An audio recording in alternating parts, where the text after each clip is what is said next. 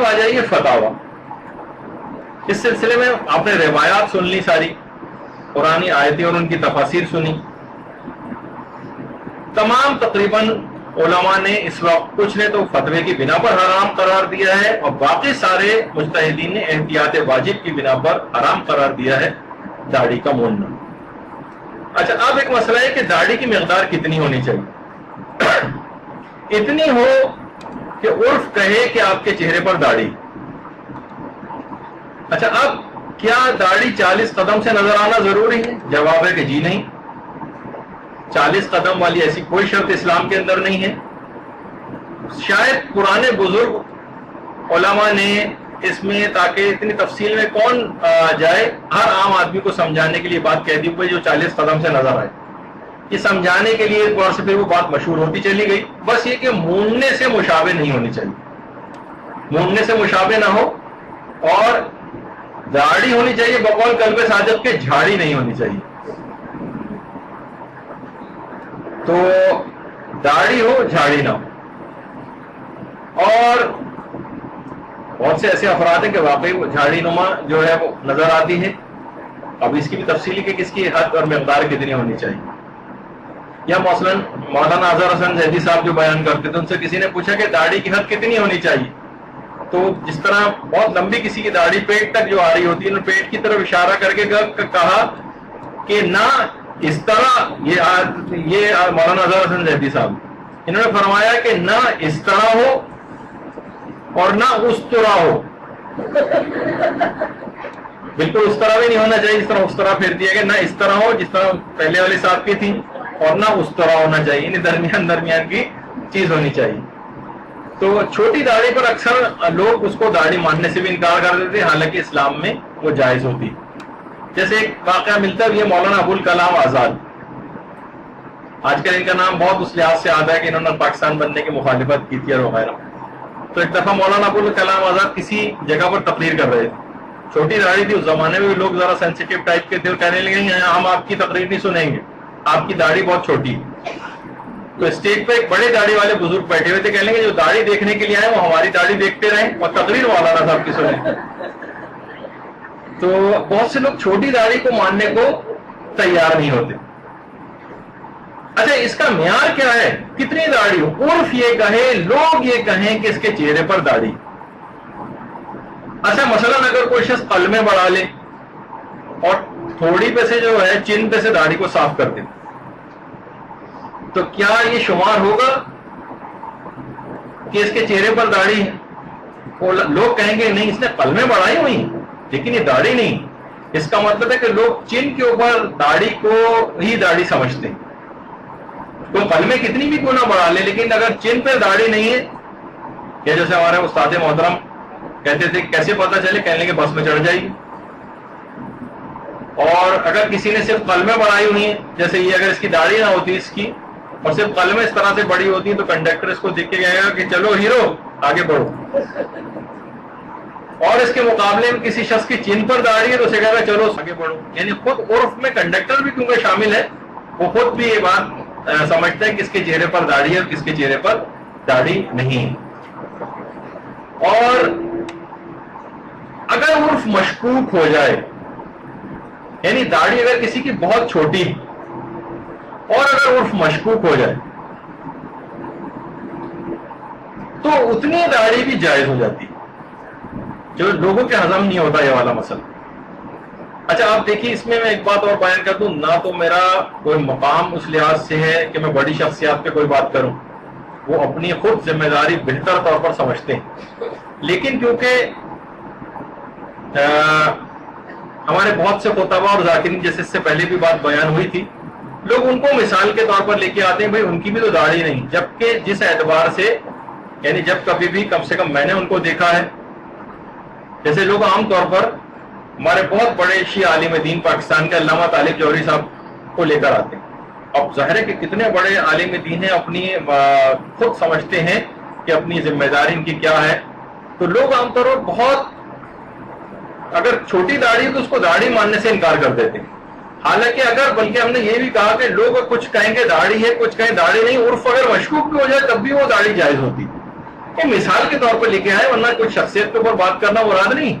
اور ہر کوئی شخص ان سے براہ راست جا کے پوچھ بھی سکتا ہے کہ علامہ محترم یعنی اتنا علم رکھنے کے باوجود عاجزی اور انکساری بے انتہا ہے، اور غرور و تکبر کا شائبہ بھی نہیں کہ لوگ اکثر بات کرتے ڈرتے ہیں کہ اتنا بڑا عالم دین سے کیا پوچھیں. وہ واضح طور پر بہت کھلم کھلا طریقے سے بہت سی چیزیں بیان کر دیتے ہیں. تو بہت سی چیزیں ایسی کہ بہت ہلکی بھی اگر داڑھی چہرے پر ہے تو وہ بھی شرعاً داڑھی شمار ہو جاتی. ہاں البتہ کوئی بالکل اگر کوئی شخص ہے وہ الگ سے بالکل صاف کر لے اور بالکل ذرا سی بھی عرف میں کوئی اختلاف ہی نہ ہو تو ایک الگ بات ہو جاتی. لیکن عام طور پر ہلکی داڑھی کو بھی عرف میں اگر مشکوک بھی ہو جائے تب بھی اس کو شرعاً داڑھی صحیح طور پر سمجھ لیا جاتا ہے. اچھا البتہ یہ ضرور ہے کہ بہت سارے دیکھیے اب تو باقاعدہ بڑی داڑھیوں کے مقابلے ہونے لگے. انڈیا میں سرون سنگھ جس کی باقاعدہ 7 فٹ اور 9 انچ کی داڑھی ہے، اس کے بھی مقابلے کے اندر یہ بھی چیزیں آتی ہیں. اور خود تاریخ اسلام میں اوائل اسلام میں بالکل حضرت عائشہ پیغمبر اسلام کی زوجہ یہ بات کہا کرتی تھی ایک شخص کے متعلق کہ جن کی داڑھی گھٹنوں تک آتی تھی کہ اس ناسل کو قتل کر دو یہ کافر ہو گیا. تو اس زمانے میں ناسل جو تھا وہ ایک بیوقوف بوڑھے کو عام طور پہ کہا جاتا تھا. ایک یہودی بھی تھا جس کی بہت بڑی داڑھی تھی جو گھٹنوں تک آتی تھی. تو جب یہ آغا سیستانی بھی ایک چیز یہ فرماتے ہیں کہ قبضہ یا قبضہ بھی دونوں طرح سے اس کو علماء جو پڑھتے ہیں کہ قبضے سے زائد اگر ہو تو اس کو منڈوا دینا بہتر ہے. جیسے آغا سیستانی کا بھی نظریہ ہے قبضے سے زائد نہ ہو تو بہتر ہے، یعنی مٹھی میں اگر جتنی داڑھی کو لیا جائے اس سے زائد ہو تو فرماتے ہیں بہتر ہے کہ اس کو منڈوا دیا جائے، یعنی اس سے آگے والے حصے کو. اور آیت اللہ خامنہ یہ بات بیان فرماتے ہیں کہ مکروہ ہے قبضے سے زائد رکھنا. آغا سیستانی کے نزدیک مکروہ تو نہیں ہے، البتہ فرماتے ہیں بہتر ہے کہ قبضے سے زائد نہ ہو. لیکن آغا خامنہ یہ فرماتے ہیں کہ مکروہ ہے قبضے سے زائد. اور باقاعدہ علماء اہل سنت میں بھی امام بخاری نے ابن عمر سے جو روایت نقل کی ہے کہ جب وہ عمرہ ادا کر لیتے تھے حضرت عمر کے بیٹے عبداللہ ابن عمر تو اپنی داڑھی کو مٹھی میں لے کر ایک مشت سے زیادہ جو ایک مٹھی سے زیادہ ہوتی تھی اس کو ترشوا دیا کرتے تھے. قبض علی لحیۃ فما فضل اخذہ، اس سے جتنی زیادہ ہوتی تھی اس کو منڈوا دیتے تھے. اچھا اب ایک مسئلہ آتا ہے فرینچ کٹ داڑھی کا. فرینچ کٹ داڑھی سارے مجتہدین نے ویسے تو فرینچ کٹ داڑھی کا رکھنا جائز قرار دیا. آقا کوئی نے بھی اجازت دی تھی. آقا کوئی سے پوچھا بھی گیا تھا کہ جو رخساروں کے اوپر جو داڑھی ہوتی ہے کیا اس کا بھی رکھنا ضروری ہے، کیا یہ داڑھی ہوتی ہے؟ تو آقا کوئی نے فرمایا تھا رخساروں پر جو بال ہوتے ہیں وہ داڑھی نہیں، جو چیز منڈوانا حرام ہے وہ ہے جو تھوڑی پہ ہوتی چین پہ، اس کا منڈوانا جو ہے وہ حرام ہے. اور باقاعدہ ایک معتبر حدیث ہے جو ابن ادریس نے سرائر میں نقل کی کہ امام نے فرمایا کہ عارضوں کے اوپر جو بال ہوتے ہیں ان کو منڈوانے میں فلا باس کوئی حرج نہیں، البتہ جو تھوڑی کے اوپر بال ہوتے ہیں جو سامنے والے حصے پہ ہوتے ہیں ان کو نہیں منڈوانا چاہیے. اور وہ علماء بہت سی روایت میں تو ذوق بھی پایا جاتا ہے. فرمایا کہ یہ والی جو روایت ہے یہ بہت ہی معتبر روایات میں سے ہے اور یہی داڑھی کے مونڈنے کے حرام ہونے پر دلیل کے طور پر بھی پیش کی جاتی کہ عارضوں پر سے منڈوانے میں امام نے فرمایا حرج نہیں ہے، البتہ تھوڑی پر سے نہیں منڈوانا چاہیے. تو بہرحال اس سے بھی بات پتہ چلی. تو سارے علماء تو یہ بات بیان فرماتے ہیں کہ فرینچ کٹ داڑھی کا رکھنا جائز ہے سوائے آغا سیستانی کے کہ وہ یہ فرماتے ہیں کہ احتیاط واجب یہ ہے. اوپر والا صرف پڑھیے گا بھی، احتیاط واجب یہ ہے کہ فرینچ کٹ داڑھی کا رکھنا بھی جائز نہیں ہے. لیکن اس کے باوجود بھی اچھا دیکھیے جو فرینچ کٹ داڑھی ہے اس کو فارسی میں ریشے پروفیسوری کہتے ہیں، یعنی پروفیسروں والی جو داڑھی ہوتی ہے جو بالکل فرینچ کٹ جو رکھی جاتی ہے. تو اگر پھر بھی کوئی آغا سیستانی کا مقلد رکھنا چاہے فرینچ کٹ داڑھی تو احتیاط واجب میں العالم فالعالم کی رعایت کرتے ہوئے اگر اس کے نزدیک آیت اللہ وحید خراسانی فل عالم کے طور پر ہیں تو وہ اجازت دیتے ہیں فرینچ کٹ داڑھی رکھنے کی. اس مسئلے میں آیت اللہ وحید خراسانی کی طرف رجوع کر لیں اور فرینچ کٹ داڑھی رکھ لیں کیونکہ احتیاط واجب میں رجوع کی گنجائش ہے. اور باقی علماء تو ویسے ہی اجازت دیتے ہیں. اور اگر کوئی آیت اللہ خامنہی کی تقلید میں ہے تو آیت اللہ خامنہی کے 2 الگ الگ ٹائپ کے فتوے ہیں جس سے ہم بڑے کنفیوز ہو گئے. علماء سے دریافت کرنا پڑے گا. کہیں انہوں نے کہا کہ پوچھا کہ داڑھی فرینچ کٹ رکھی جا سکتی ہے؟ تو انہوں نے کہا کہ داڑھی کا تھوڑا سا کاٹنا بھی اس کو کل کاٹنے کے برابر ہے. اس کا مطلب یہ کہ فرینچ کٹ داڑھی کی اجازت نہیں دے رہے ہیں، پھر رخساروں پر صاف کی جائے. کہیں جواب یہ دیا کہ اگر وہ معاشرے میں عرف کے اندر وہی داڑھی سمجھی جا رہی ہے تو پھر رکھنے کی اجازت ہے. تو کنفیوزنگ قسم کا ہو گیا ہمارے لیے. تو بہرحال اگر کوئی شخص احتیاط کرے اس مسئلے میں، اور جب تک ان کا صحیح طور پر مسئلہ پتہ نہ چلے، جب تک فرینچ کٹ داڑھی ان کے مقلدین نہ رکھیں، یا علماء سے رجوع کر لیں گے اگر صحیح بات ان کو پتہ چل جائے. اور باقاعدہ شیخ بھائی جو ہمارے پرانے بزرگ علماء میں سے رہے ہیں، وہ تو فرماتے تھے کہ داڑھی کا موننا ایسا ہی ہے جیسے تمام گناہ کبیرہ کا انجام دینا، جس کے اندر ایسا ہی ہے جیسے مثلاً قمار یعنی جوا کھیلنا، جادو کرنا، رشوت لینا. اور فرماتے کہ علماء اعلام میں سے کوئی ایک شخص بھی ایسا نہیں گزرا ہے جو کہ اس کی حرمت کا قائل نہ. باقاعدہ کتاب الاعتقادات میں شیخ بھائی نے اس بات کو لکھا. اور یہ بات یاد رکھنی چاہیے کہ دیکھیے بہت سارے اگر گناہ صغیرہ بھی ہیں تو صغیرہ گناہ مل مل کے کبیرہ بن جائیں گے. اب سوچیے کہ کتنا قیامت کے دن پہنچیں گے تو یہی صغیرہ پہاڑوں کے برابر جب بار بار پوری زندگی انسان داڑھی مونتا رہے گا تو کتنا بوجھ ان صغیرہ گناہوں کا مل کے کبیرہ بن جائے گا.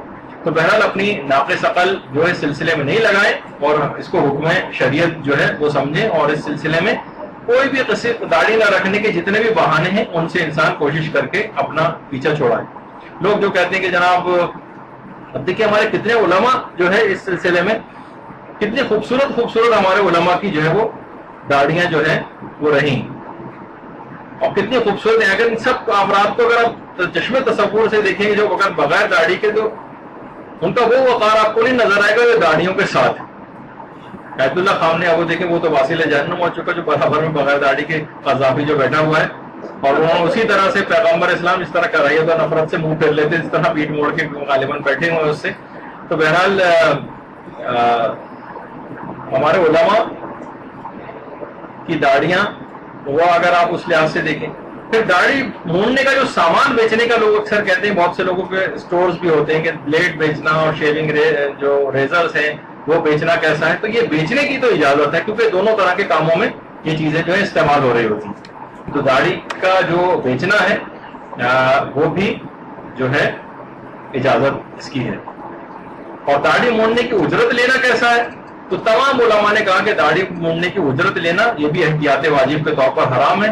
اور بہت سارے وہ افراد کے جب تک داڑیاں مون چکے ہیں لوگوں کی، اس کے لیے اجرت لیے بہت سے نائی حضرات، ان کو جو لوگ پتہ ہے ان کو پیسے جا کر واپس کریں.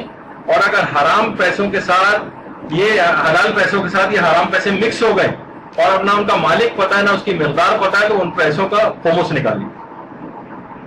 اور باقاعدہ آقا کوئی سے تو یہ سوال بھی پوچھا گیا تھا کہ جو بینک کے حوالے سے بھی تھا کہ بہت سارے افراد کے جو کہ بینک کی جاب کرتے ہیں وہ کیا کسی جگہ پیش امامی جو کر سکتے ہیں؟ تو جواب آیا کہ جائز نہیں، سوائے اس کے کہ کوئی عذر شرعی ہے ان کے پاس. تو اسی طریقے سے داڑھی کے سلسلے میں کہ جو بغیر داڑھی والا شخص ہے وہ نہ نماز کی امامت بھی نہیں کر سکتا ہے. تو ان تمام چیزوں کا دماغ میں رکھنا چاہیے. اچھا، اس موضوع پر دیکھیے بہت ساری کتابیں وغیرہ بھی لکھی گئی ہیں، اور اردو میں مولانا ذوالفقار زیدی صاحب کی زینت آدم ہے، اگر کسی کو آپ کو بتانی ہے تو وہ، اور ایک مولانا انیس الحسنین صاحب جنہوں نے قائد اعظم کا نکاح بھی پڑھایا تھا، ان کی کتاب داڑھی کا وجوب کے نام سے وہ بھی موجود ہے. بس دماغ میں آخر میں یہ بات رہنی چاہیے ہمارے کہ امیر المومنین نے یہ بات ارشاد فرمائی ہے کہ اے آدم کے بیٹے، جب تم یہ دیکھو کہ اللہ سبحانہ و تعالیٰ تجھے پے در پے نعمتیں دے رہا اور تو اس کی نافرمانی کر رہا ہے تو اس سے ڈرتے رہنا. یعنی اب کبھی بھی کوئی عذاب آ سکتا ہے. یعنی تم روزانہ داڑھی مونڈ رہے ہو لیکن پھر بھی عذاب نہیں آ رہا، تجھے نعمتیں بھی دے رہے ہیں اور مہلت پہ مہلت دیے چلے جا رہے ہیں، ہم نافرمانی سے باز نہیں آ رہے. اور جب بھی یہ بات کہی گئی، یہ بھی امیر المومنین نہج البلاغہ میں کہ